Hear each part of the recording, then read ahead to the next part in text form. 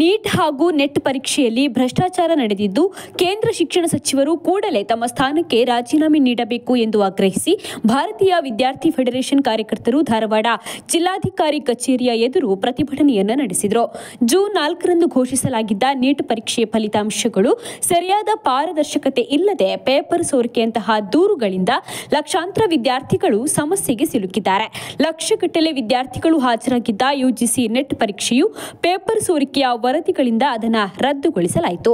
ಕೇಂದ್ರೀಕೃತ ಪರೀಕ್ಷೆಗಳ ಪಾಲಿಸಿಗಳಿಂದ ಶಿಕ್ಷಣದ ಖಾಸಗೀಕರಣ ಹೆಚ್ಚುತ್ತಿದೆ. ಇದರಿಂದ ಕೋಟ್ಯಾಂತರ ತಳ ಸಮುದಾಯದ ಹಾಗೂ ಮಧ್ಯಮ ವರ್ಗದ ವಿದ್ಯಾರ್ಥಿಗಳಿಗೆ ಶಿಕ್ಷಣ ಅನ್ನೋದೇ ದುಬಾರಿಯಾಗಿದೆ. ಆದ್ದರಿಂದ ಈಗಾದ ಅವ್ಯವಹಾರಕ್ಕೆ ಸಂಬಂಧಿಸಿದಂತೆ ಕೇಂದ್ರ ಶಿಕ್ಷಣ ಸಚಿವರು ತಮ್ಮ ಸ್ಥಾನಕ್ಕೆ ರಾಜೀನಾಮೆ ಸಲ್ಲಿಸಬೇಕು. ನೀಟ್ ಮತ್ತು ನೆಟ್ ಪರೀಕ್ಷೆಗಳ ಸ್ವಾಯತ್ತತೆಯನ್ನು ಆಯಾ ರಾಜ್ಯ ಸರ್ಕಾರಗಳಿಗೆ ನೀಡಬೇಕು ಎಂದು ಕಾರ್ಯಕರ್ತರು ಪ್ರತಿಭಟನೆಯಲ್ಲಿ ಒತ್ತಾಯಿಸಿದರು.